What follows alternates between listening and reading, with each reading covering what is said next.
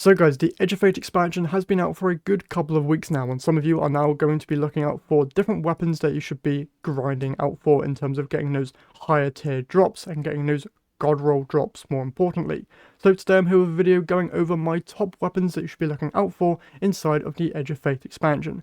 Now today we're going to be going over a wide variety of different weapons from both PvP and PvE activities, and even the Solstice event, which is actually leaving at the end of this week. So you should definitely be farming out Solstice, especially for the first weapon here on this list, which is the Yeartide Apex, the new lightweight frame solar SMG. Now, the reason you should be grinding this thing is because it can get some very good rolls. The first one being Heal Clip and Incandescent. This isn't a new perk combination by any means necessary, but it is a very potent one still within the game, and is very good for any on-level or under-leveled content.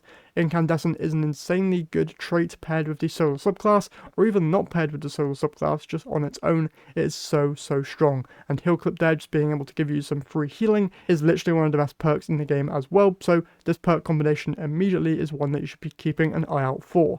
Now, if you're able to get to some higher tier drops, be it tier 3, 4 or 5, then getting Burning Ambition as well on the same roll is going to be very useful, because I myself have an Incandescent and Burning Ambition roll on this weapon, and it is so good for both on-level and under-leveled content. So if I go into an activity where I know I'm going to be under-leveled, I swap to Burning Ambition because I'm more easily able to proc that perk compared to Incandescent.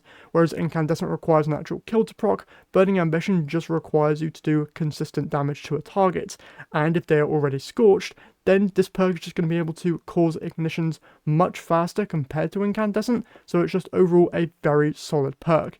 Pairing Burning Ambition alongside Attrition Orbs as well, it's going to be so potent just for orb generation, which can give you ability energy or health back as well, which is super useful. Another good perk though as well is a Demolitionist. If you're running a grenade focused build and are able to get your grenade stat high enough, Demolitionist actually does pair very nicely with this, because this perk now does scale off of your grenade stat, so the higher your grenade stat, the better this perk is going to treat you.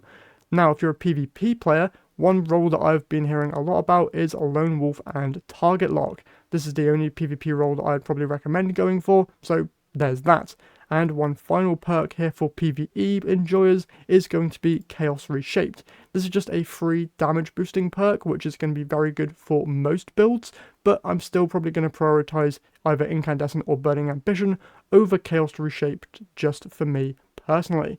Now, with Yeartide Apex out the way, let's jump to the next weapon, which is the Mercury A.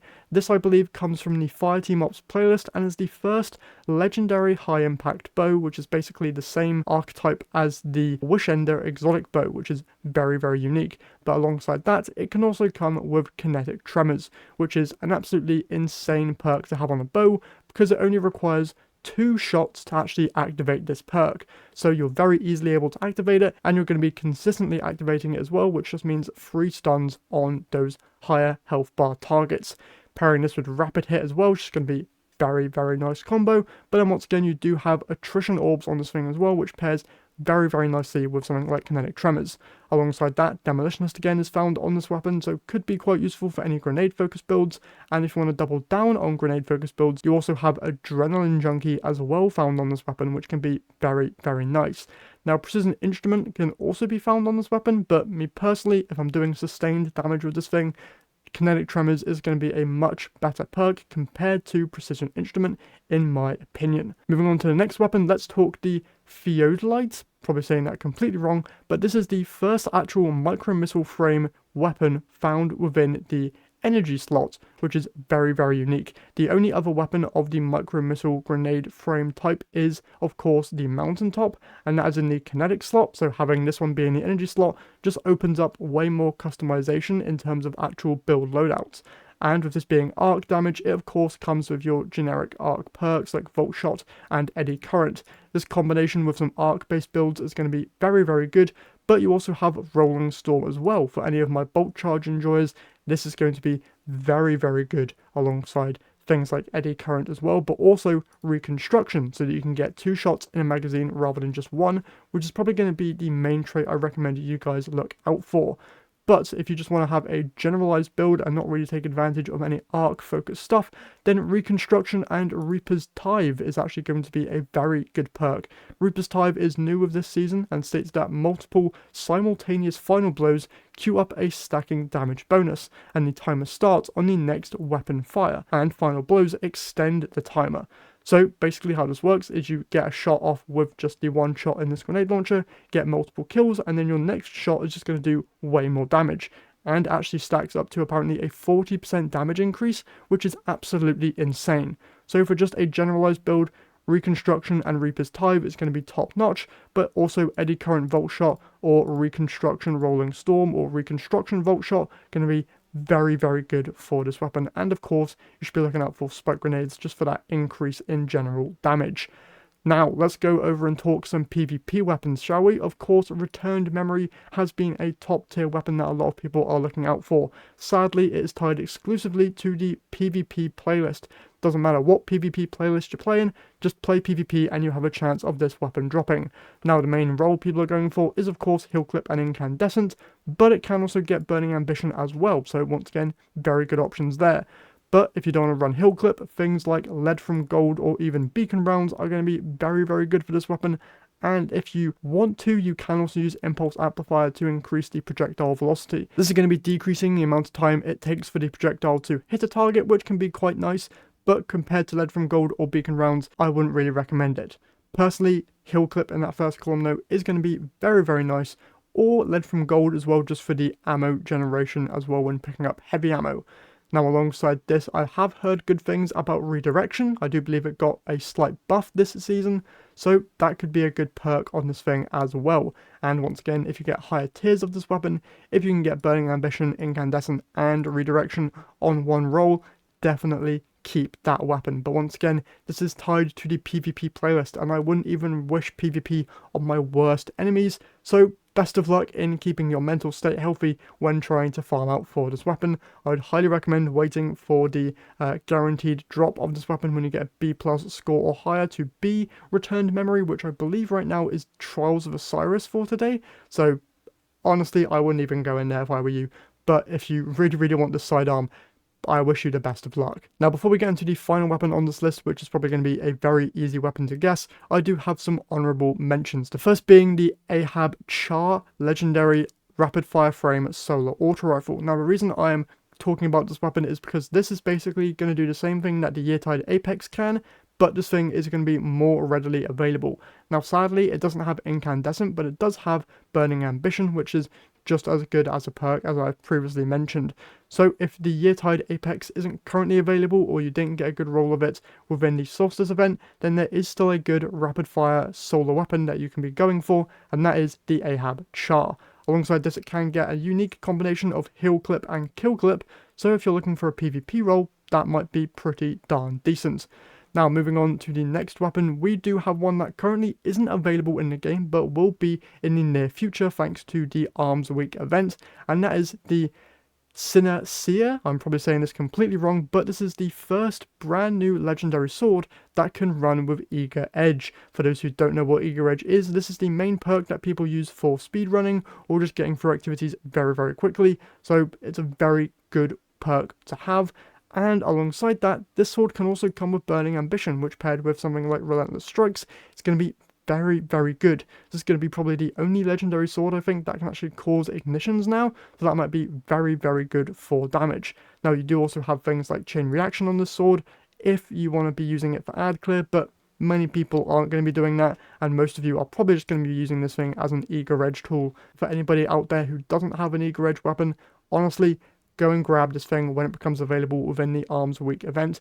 Fingers crossed it is the focused weapon for the next time the event rolls around, because honestly, this thing will probably just replace my current Eager Edge sword, just because, one, it looks amazing. The design on this weapon is absolutely insane, and if I can get a higher tier of it and get it with Eager Edge and Burning Ambition, that's just going to be my main sword, hands down, no questions asked.